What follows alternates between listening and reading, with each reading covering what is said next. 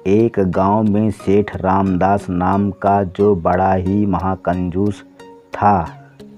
गांव लोग उससे कहते कि कुछ कथा भागवत सुन लो या दान पुण्य कर लो, तो रामदास कहता कि दान दक्षिणा करने से पैसा खर्च हो जाएगा।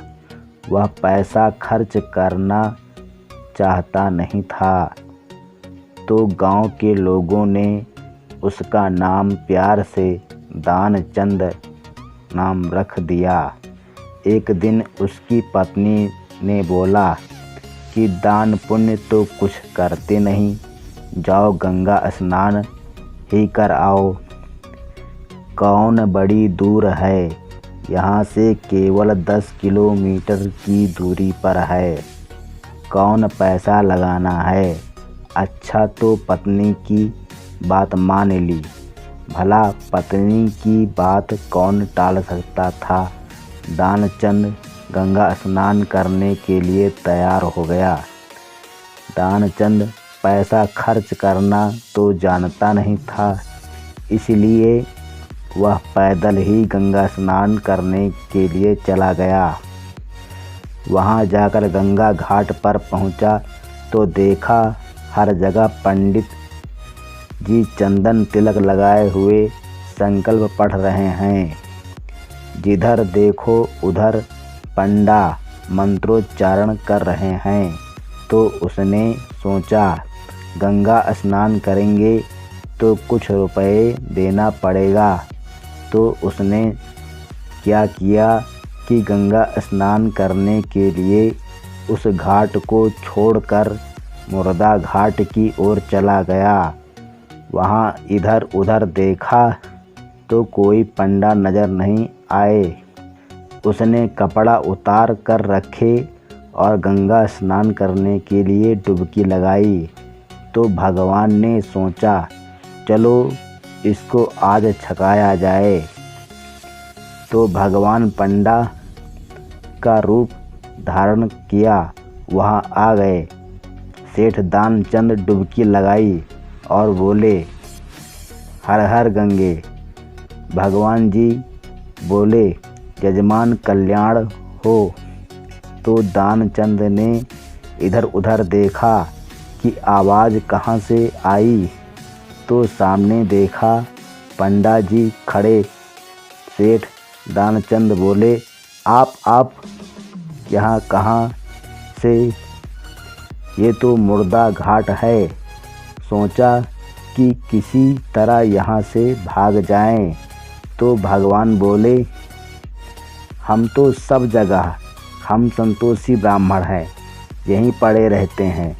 कभी कोई व्यक्ति यहाँ स्नान करने आता है, कोई मर जाता है तो 2-2 साल का राशन दे जाता है।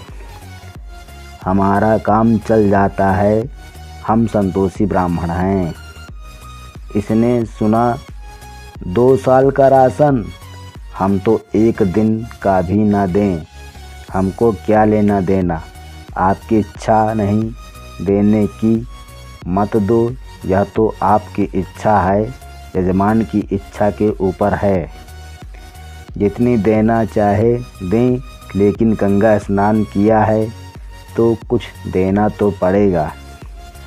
गंगा स्नान का ये नियम है। बोले कुछ है ही नहीं। तो भगवान बोले कोई बात नहीं, उधार चल जाएगा। दानचंद बोला ये ठीक है, लेकिन 1 रुपये उधार देंगे। तो भगवान बोले ठीक है, उधार कर दो, बाद में चुका देना।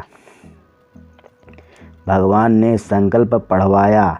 दानचंद ने कहा यह बढ़िया रहा, उधारी का मामला है, चुक जाएगा तो चुक जाएगा, नहीं तो देखा जाएगा। घर वापस आए तो घर वाली ने पूछा स्नान हो गए। तो दानचंद ने कहा हाँ, बढ़िया से गंगा स्नान हो गए, बस 1 रुपया खर्च हो गया। क्यों, वहाँ पंडा जी थे ना, उनको देना था।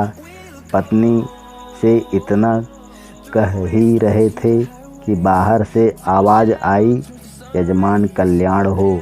तो सेठ जी की पत्नी से बोले, देखो कौन आया है। सेठानी बाहर गई तो पंडित जी बोले कि यजमान कहाँ हैं? वो हमको 1 रुपये उधार संकल्प करके आए थे, वो हम वापस लेने आए हैं। पत्नी ने वापस आकर कहा, आपने किसी पंडित जी को 1 रुपया देने के लिए संकल्प किया था, क्या बोला? कहा तो था पंडित जी आ गए। क्या? सेठानी बोली। हाँ, दानचंद ने कहा, इतनी जल्दी? जल्दी वापस जाकर कहो घर पर नहीं है। तो सेठानी बोली, मैं झूठ क्यों बोलूं? दानचंद ने कहा, 1 रुपये तो बचा ले।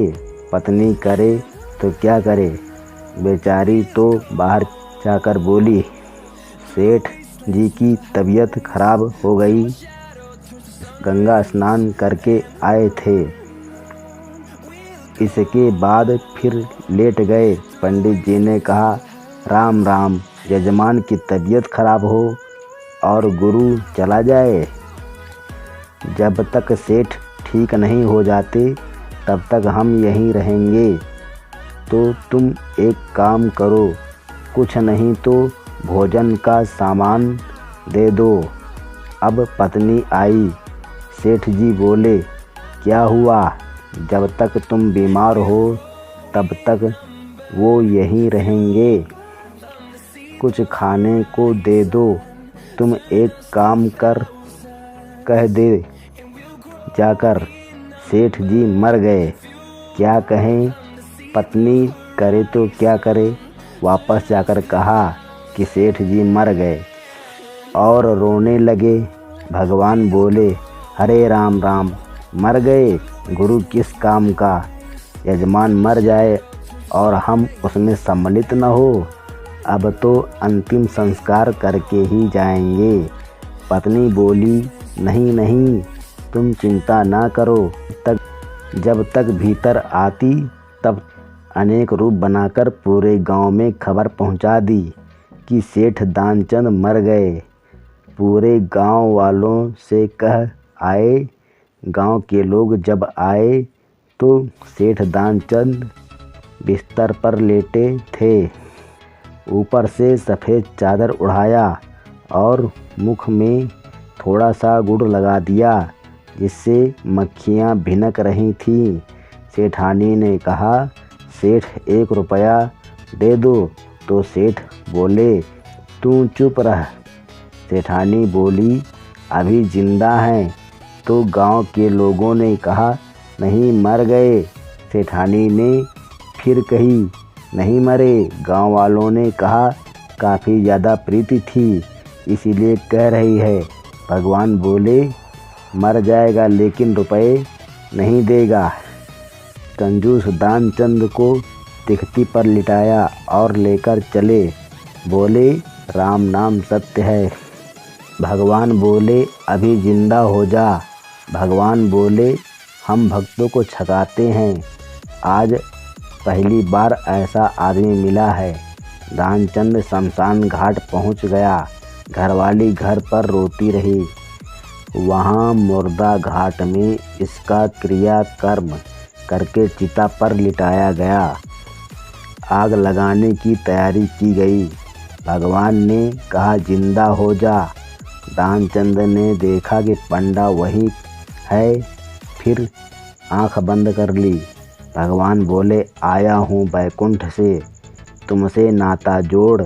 इतना सुनकर दानचंद ने आंखें खोली। फिर वही पंडा खड़ा तो फिर तुरंत आंखें बंद कर ली। भगवान फिर बोले, आया हूँ बैकुंठ से तुमसे हित नाता जोड़, मांग लियो वरदान कुछ। भगवान बोले, कुछ वरदान मांग लो। दानचंद बोले, कुछ ना चाहिए, रुपया दीजो छोड़। भगवान बोले, भाड़ में जाओ, रुपया छोड़ दिया। दानचंद उठकर बैठ गए। गांव के लोग बोले भागो भूत आ गया। भगवान बोले ये भूत नहीं हैं, ये सेठ दानचंद हैं। फिर भगवान जी हाथ पकड़कर घर पर लाए। फिर भगवान जी बोले कहो कैसी रही दानचंद। बोले ठीक रही दानचंद। बोले तुम बताओ। दानचंद बोले बताओ तुम कैसी रही। तो भगवान बोले तुम्हारे जैसा महाकंजूस भक्त आज तक नहीं देखा।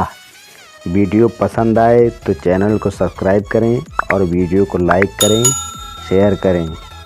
वीडियो देखने के लिए दिल से धन्यवाद।